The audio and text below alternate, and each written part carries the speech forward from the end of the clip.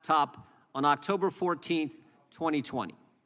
And what kind of jumped out at me was the way you framed it, because you did it backwards from what it's normally said. Normally you would say, the sentence would read, foreign business dealings both before and after. But I assume you did that for a reason, because in fact, I think the next sentence, you say social media companies discredit leaked information about Hunter Biden before and after. You use the normal, customary way in the second sentence, but the first sentence strikes me as you were trying to emphasize the before component of that statement. And I want you to just walk us through why you said that, because when I read it, it certainly was an operation both before and after, as you said, after and before. Thank you, Mr. Chairman.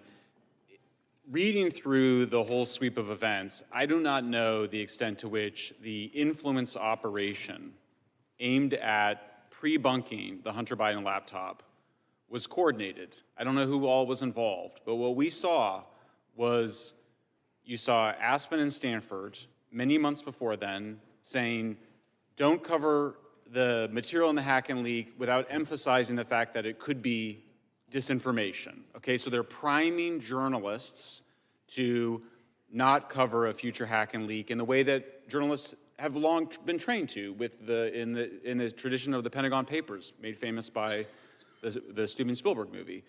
They were saying, cover the fact that it probably came from the Russians. Then you have the former general counsel to the FBI, Jim Baker, the former deputy chief of staff to the FBI, both arriving at Twitter in the summer of 2020, which I find what an interesting coincidence. Then when the New York Post publishes its first article on October 14th, it's Jim Baker who makes the most strenuous argument within Twitter. Multiple emails, multiple messages saying this doesn't look real. There's intelligence experts saying that this could be Russian disinformation. He is the most strenuous person inside Twitter arguing that it's probably Russian disinformation. The internal evaluation by Yoel Roth, who testified in front of this committee, was that it was what it looked to be, which was that it was not a result of a hack and leak operation. And why did he think that? Because the New York Post had published the FBI subpoena taking the laptop in December of 2019, and they published the agreement that the computer store owner had with Hunter Biden that gave him permission after he abandoned the laptop to use it however he wanted. So there really wasn't much doubt about the provenance of that laptop. But you had Jim Baker making a strenuous argument. And then, of course, you get to a few days after the October 14th release, you have the President of the United States echoing what these former intelligence community officials were saying, which is that it looked like a Russian influence operation. Yeah. So they were claiming that the laptop was made public by a conspiracy theory. And the conspiracy theory that somehow the Russians got it, and they convinced Yoel Roth that they convinced him of this wild hack and leak story, that somehow the Russians stole it, got the information, gave it to the computer store, and it was bizarre. So you read that chain of events, and it appears as though there is an organized influence operation to pre-bunk. Why? Why do you think they could predict the time, the method, and the person? Why could the FBI predict it? Not only did they predict it, they predicted it, so did the Aspen Institute. Yeah. Seemed like everyone was in the know saying, here's what's going to happen, we can read the future. How do you think they were able to do that? I think the most important fact to know is that the FBI had that laptop in December 2019. They were also spying on Rudy Giuliani when he got the laptop and when he gave it to the New York Post. In fact, last year the Justice Department awarded more than $139 million in grant dollars through the Office of Community-Oriented Policing Services. That money provided funds to 183 law enforcement agencies and allowed them to hire more than 1,000 additional officers. We don't need more federal grants, so Democrat-run cities can then divert taxpayer money to fund their woke agenda. What we need is prosecutors who are willing to prosecute crimes and jurisdictions with laws that actually keep violent criminals in prison. Nothing in these bills prevent jurisdictions that choose to defund their police from receiving these grant funds. In fact, when Judiciary Republicans offered an amendment to preclude jurisdictions that defunded their police from receiving grant funds, the Democrats rejected it. And they rejected it unanimously. Faced with an election just over a month away, House Democrats now want to pretend they actually support law enforcement. The timing of this bill should tell you all you need to know about where Democrat priorities are. Democrats who are in full control of this body have had 2 years to show their support for law enforcement. Only now, when faced with an impending election, are Democrats beginning to feign support for our men and women in the blue. Democrats could have shown their support for law enforcement. Instead, Democrats passed bills to infringe on American Second Amendment rights, legalize marijuana, further empower the Biden Justice Department to spy on concerned parents. These bills are just another admission by Democrats that the defund the police movement is wrong and irresponsible. Perhaps the Democrats weren't in a cleanup mode after their irresponsible embrace of defund the police rhetoric. The Judiciary Committee could have had an opportunity to consider and improve most of these bills before they came to the floor. But we didn't. And instead, Democrats are rushing to consider these bills to give themselves some pretense that they support funding the police. No one's fooled. Americans know where Democrats really stand. Americans aren't buying the Democrats' revisionist history. They've seen years of Democrats embracing and supporting the radical defund the police movement. Americans know that the Democrats are the party of soaring crime and defunding the police. I urge opposition and reserve the balance of our time. Gentleman from Ohio reserves. Gentleman reserves. Gentleman from Ohio is recognized. Mr. Speaker, we don't give cover to anything. White nationalism is wrong. We've always said so. Everyone knows that. But I tell you who does give cover. When the chairman of the Judiciary Committee says that Antifa is a myth, that is giving cover. And that is a statement made by the chairman of the House Judiciary Committee. After we had testimony from FBI Director Wray talking about the dangers of Antifa, after the Attorney General Barr told us that Antifa was involved in instigating and participating in violent activity, talk about giving cover, give me a break. I yield 4 minutes to the gentleman, my friend and colleague from the state of Florida, Mr. Gates. Mr. Speaker, it is no surprise that assault weapons are the weapon of choice for mass shooters and those who target law enforcement. They are designed for ruthless efficiency, killing the most people in the shortest amount of time. And the gentleman from Ohio was right. I did say in the committee, spare us the BS. I meant the Republican BS about the Constitution, about the Second Amendment. The Second Amendment is designed not to allow people to fight the government. Do we want to take up arms against American troops? Is that what they say? That is what they say. We saw what that did with the insurrection we had recently, and that was a mild case. No, the assault weapons, but the Second Amendment is designed to allow for a well-regulated militia, which is to say in our day, the National Guard. The assault weapons ban would take the weapons of war off our streets and save countless lives. And that is why it is supported by all associations of police, by the American Federation of Teachers, the American College of Physicians, the American Public Health Association, the National Alliance to End Sexual Violence, the National Organization of Black Law Enforcement Executives, the Major Cities Police Chiefs Association. They know what they're doing. The assault weapons ban would take these weapons of war off our streets. It would prevent more of the Uvaldes, more of the Parklands, more of the Tree of Life synagogues. I urge all members to support this important legislation, and I yield back the balance of our time. Gentleman from Ohio yields back. The gentleman from New York is recognized. Mr. Speaker, this bill would bolster law enforcement across the country and improve public safety. And I think it's telling that people like Mr. Rutherford on the Republican side of the aisle helped craft this bill with people like Mr. Gottheimer on this side of the aisle.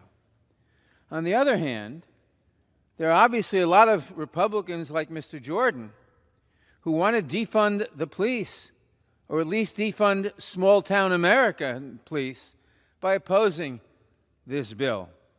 So I urge all members to support small-town America, to support policing in small-town America by supporting this bill. And I yield back the balance of my time. Gentleman yields back.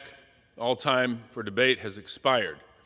Pursuant to House Resolution 1377, The previous question is ordered on the bill as amended.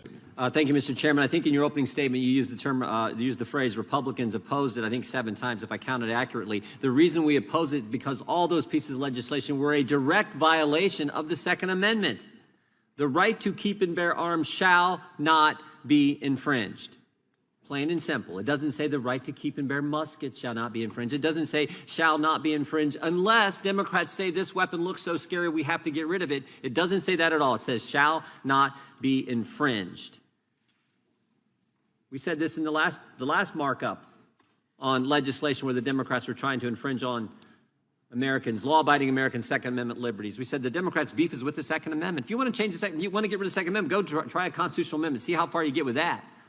But instead, no, you come with these pieces of legislation. If this legislation becomes law, millions of firearms that Americans legally own today will be illegal. Under this bill, if you give one of those legally owned firearms to a family member or a friend or a neighbor, you could end up in federal prison for 5 years if you don't go through an FFL for a background check prior to letting your grandson use your firearm. Think about that. Millions of guns that fit the description of those outlined in this bill are in the homes of law-abiding Americans as we speak right now. This bill would send these lawful firearm owners to prison if they try to give a neighbor or sell them to a friend. Not only would this legislation strip Americans of their rights, but it would do nothing to make our communities safer. We know that because Democrats tried it before. They tried it with the, quote, assault weapons ban in 1994. And guess what? That ban was found to be ineffective in reducing violent crime.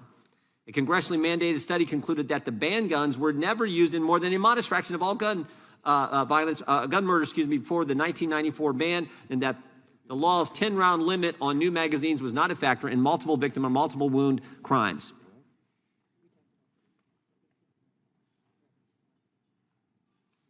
The bill before us today repeats the same assault weapon ban and limits new magazines to 15 rounds. Democrats know this legislation will not reduce violent crime or reduce the likelihood of mass shootings, but they are obsessed with attacking law-abiding Americans' Second Amendment liberties.